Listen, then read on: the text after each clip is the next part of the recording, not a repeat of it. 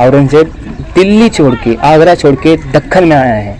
खून का आखिरी बूंद बचने तक अपना स्वाभिमान नहीं छोड़ा। झुकूंगा ना इसके सामने, झुकाऊंगा इसे। 40 दिन का यातना सुनता हूँ ना तो ऐसे रोम ऐसे उड़ जाते। फिर कभी लगता है भाई ये झूठ है, ये झूठ है, कैसा कोई तो भी बोल दो मुझे।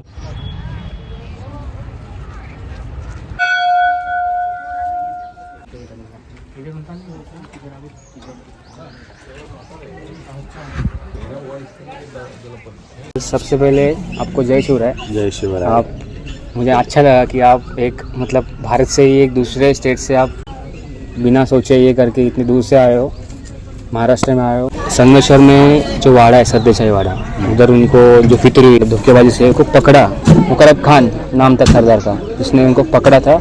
और पकड़ने के बाद उनको बहादुरगढ़, जिसका नाम धर्मवीरगढ़ अभी उनके नाम के ऊपर रखा है, वो किले पे उनको लेके गए। खुश थे सब, औरंगजेब तो बहुत खुश था। उसे लगा कि अभी खत्म, मराठा अभी कुछ नहीं कर सकते, इनका छत्रपति पकड़ा है हमने, लाओ उसे सामने हमारे।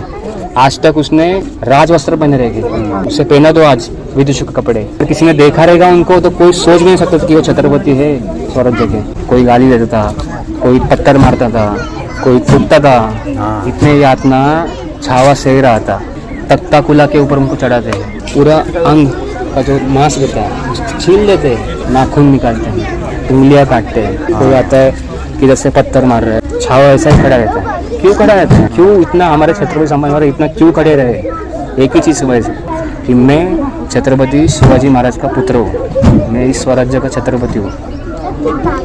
यही कारण था ना। औरंगजेब ने ये बताया था कि तू हमारा धर्म स्वीकार, तुझे बख्श देंगे। नहीं किया ना, तो ये सोचने की बात है। जो लोग बोलते हैं ना कि संभाजी महाराज ऐसे थे, उनके ऊपर इतना बदनामी की है ना आज तक कि संभाजी महाराज व्यसनी थे, संभाजी महाराज को लड़कियों का शौक था, औरतों का शौक था। अगर ऐसा इंसान ऐसा अगर होता तो क्यों 40 दिन तक इतना यातनाएं सहता? क्यों? इंसान तो एक दिन में, ये सोचने की बात है ना। धर्म छोड़ देता। ये जो लिखते हैं ना लोग, ये लिखने से पहले इनके उंगलियां क्यों नहीं कांपती है ऐसे लिखते वक्त संभाजी महाराज के ऊपर? जिस इंसान ने उसके शरीर के खून का आखिरी बूंद बचने तक अपना स्वाभिमान नहीं छोड़ा, वो इंसान कैसे ऐसे हो सकता है? ये बात मुझे बताओ आप। और ऐसी इन लोगों की हिम्मत कैसी होती है ये चीज़ लिखने की उनके ऊपर? उनके पैर के धूल के बराबर में ये लोग। अशक्य बात। ये सब होने के बाद औरंगजेब वापस आता है। औरंगजेब बोलता है संभाजी महाराज को कि बहुत तेरी जुबान चलती है, बहुत तूने मुझे परेशान किए। 9 बरस का था जब तू आया था आगरा, छोटा सा था, और आज आया है मेरे हाथ में। इसका वो हाल करो जो इसने अभी तक देखा नहीं होगा। संभाजी महाराज का अगर आप इतिहास देखोगे ना तो बचपन से ना उनके लाइफ में बहुत सारे प्रॉब्लम्स हैं। दुख कह रहे हैं, दुख ये उनको बचपन से पता है। जब छोटे थे उनकी माँ गुजर गई। माँ का मतलब क्या होता है ये भी नहीं पता था। तभी उनकी माँ गुजर गई, सही भाई, बचपन से।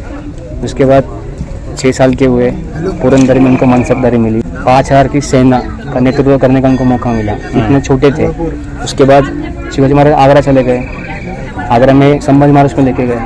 9 साल का लड़का दूसरे शहर गया है, राजधानी गया है। और औरंगजेब का भी जो था ना आगरा, उधर क्या था बताएं क्या आपको? कोई उसके दरबार में वो जब आता रहेगा तो कोई बीच में नहीं आ सकता है, कोई गर्दन नहीं ऊपर कर सकता है। जब वो बोलता रहता है किसी को बीच में बोलने की अनुमति नहीं है। अगर बात करनी है तो मुंह पे हाथ रख के, रुमाल रख के, नज़र नीचे रख के बात करनी है। ऐसी सब चीज़ें थी। और उस चीज़ में अपने छत्रपति शिवाजी महाराज, उनके साथ छत्रपति संभाजी महाराज आगरा चले गए कि तुम देखा, तुम्हारा बाप देखा, तुम्हारा बादशाह भी देखा मैं क्या चीज़ हूँ। मैं जी उजरी नहीं करूँगा, मेरी गर्दन काटो पर जी उजरी नहीं करूँगा।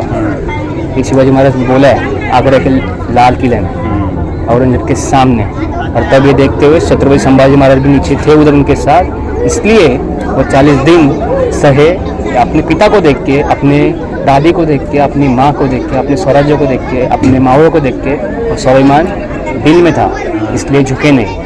औरंगजेब चिल्लाया, गुस्से से लटपट हो गया, शैतान है शैतान, जबान काट दो, इसकी जबान बहुत चलती है। आ गए आपसे, मुंह पकड़ने लगे। शेर का मुंह है ना। 2-3 लोग आए, किसी ने नाक पकड़ दिया। सांस लेने के लिए मुंह खुलता है, मुंह खुला, जबान बाहर आ गई, पकड़ ली जुबान, काट दी, जबान नीचे ही गिरी थी। कि उसी जुबान में बचपन से गाए थे हर हर महादेव के बोल, आउस साहेब, माँ साहेब, आबा साहेब के बोल।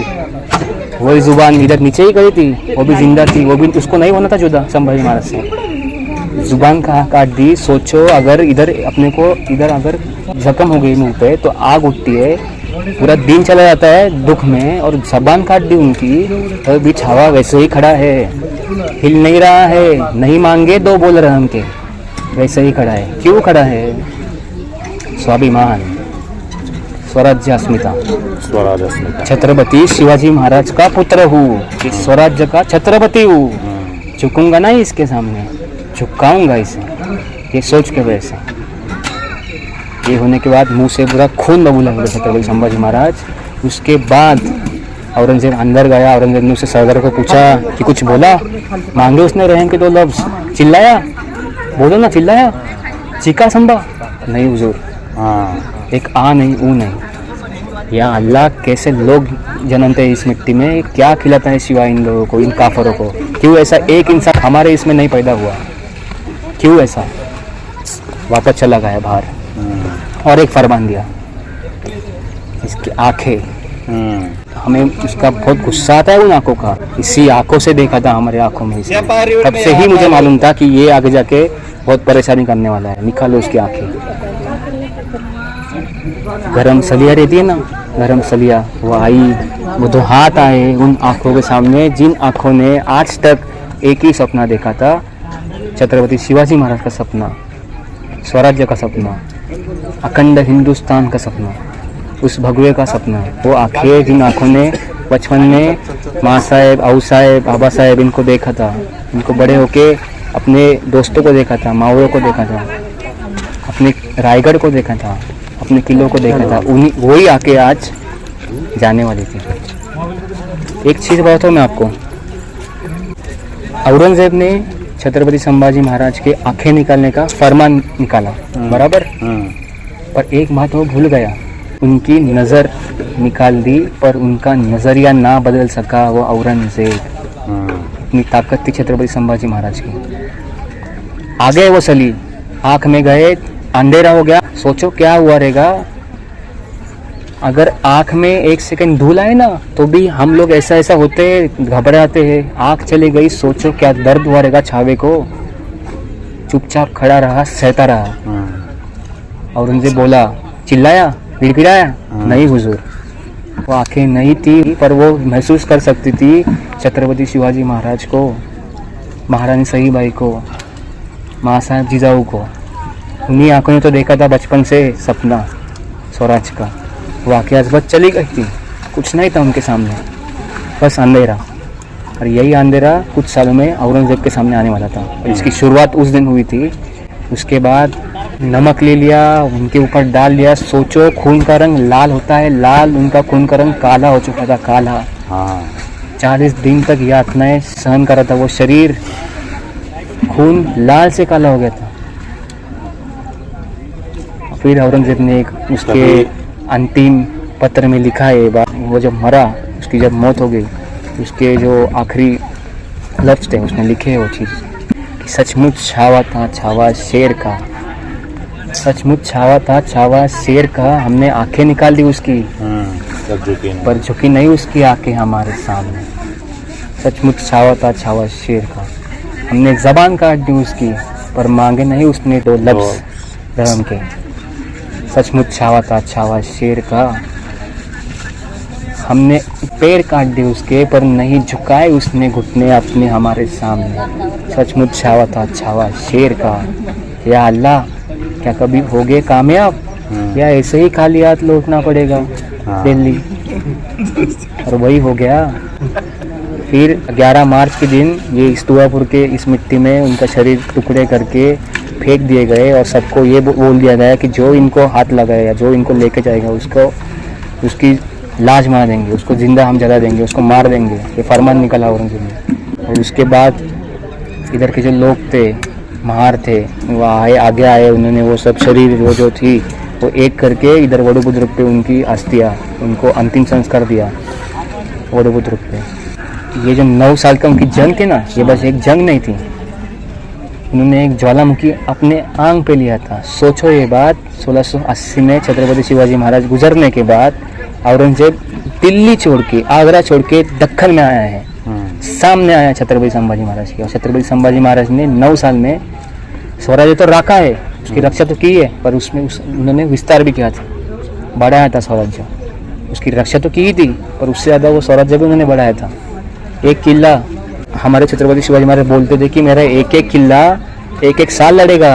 एक एक साल कहा, 5-5 6 साल लड़ा एक किला। रामशेष किला है नासिक के इधर, 6 साल तक किला लड़ा, 6 साल तक। क्या, क्यों, ये चीज़ क्यों हो गई? एक ही है ना, स्वाभिमान, स्वामी निष्ठा, स्वराज्य कार्य, स्वराज्य धर्म। एक चीज़ बोलता हूँ आपको मैं, इधर के मिट्टी के इंसान को कैसे जीना है, उसका जो पूरा जिंदगी है वो कैसी होने चाहिए, इसके लिए उदाहरण हमारे सामने छत्रपति शिवाजी महाराज रख के चले गए। और कैसे मरना है, संभाजी राजे, इसका उदाहरण छत्रपति संभाजी महाराज हमें छोड़ के गए। ये चीज़ आज के युवकों ने नहीं भूलनी चाहिए। मैं चीज़ें सुनता हूँ, कोई आत्महत्या करता है, अरे कैसे इतने नरम दिल वाले इंसान हो गए आप इसी मिट्टी में जन्म हो ना, जहाँ पे छत्रपति संभाजी महाराज होके गए हैं। तो कहाँ गया फिर वो बलिदान मास? क्यों नहीं आता आपको याद? क्या आप सिर्फ पिक्चर सिनेमा देख के बस रील्स निकाल के आप अपनी श्रद्धांजलि देने वाले हो?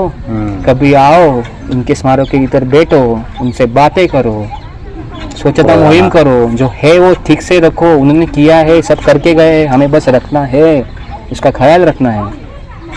कब तक ये धर्म जातियों के बेड़ियों में बंधे रहोगे? आ जाओ आगे, काम करो।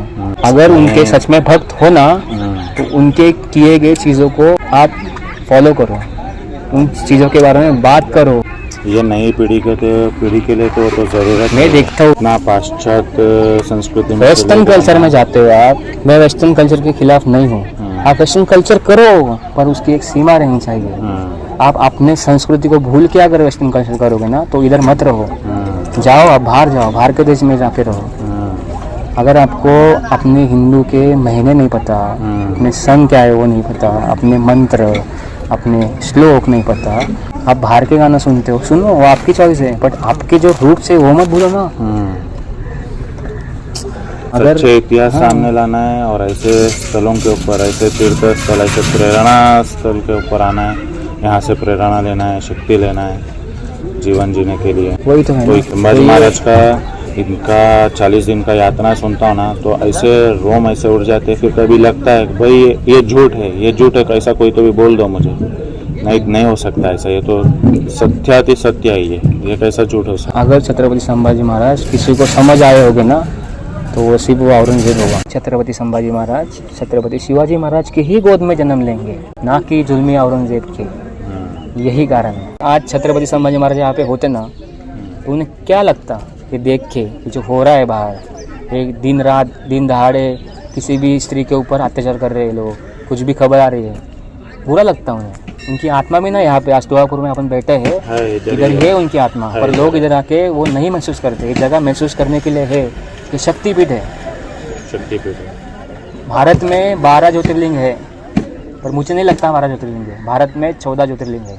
13वां रायगढ़ पे दुर्गेश्वर श्रीमान रायगढ़ पे, ये 14वां है श्री क्षेत्र तुलापुर, जहाँ पे छत्रपति संभाजी महाराज का देहांत हुआ है। तीर्थ क्षेत्र तुलापुर, ये शक्तिपीठ है।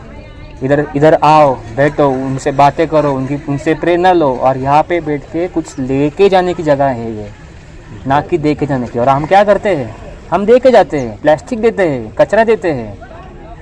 जो मन में इतना कचरा भरा ना, वो निकालो, वो कचरा मत डालो, मन का कचरा निकालो और इधर से लेके जाओ प्रेरणा, और कुछ करो जिंदगी में। आज दूसरे की बहन के साथ हुआ है, कल तुम्हारे बहन के साथ होगा, कल मेरे बहन के साथ होगा। क्या करूँगा मैं? प्रेरणा लो, स्त्री की रक्षा करो।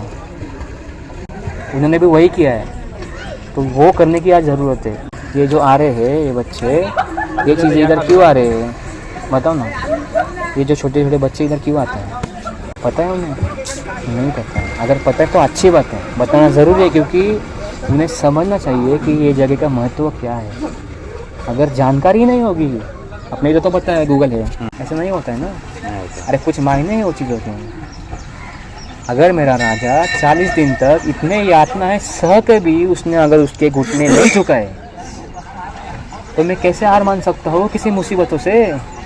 क्या ज़रूरत है मुझे प्रेरणा लेने किसी से? आ जाओ इधर बैठो, ले लो इधर से प्रेरणा, कुछ मोटिवेशन की जरूरत है। जरूरी नहीं है। इनको याद किए ये स्थल में अरे आए। छत्रपति संभाजी महाराज बोला तो जय निकता है मुंह से, क्या बोलना पड़ता है भैया, बोलो जय बोलो। नहीं नहीं, अरे वो खुद से आता है, उनका जय हो हमेशा वो के लिए इधर जय हो। जन्मे हुए, भारत में जन्मे हुए हर इंसान का वो है। जब माँ के गर्भ से आते हैं ना बाहर, तो उसी के साथ वो चीज़ आती है, क्योंकि इस मिट्टी के वजह से मेरी माँ है और मेरी माँ के वजह से मैं हूँ, इसलिए इधर का हर इंसान इस मिट्टी को माँ कहता है, माँ। माँ जैसे मानता है। जब माँ बोलते हैं ना तो लगाव आता है दिल में। जय शिवराय।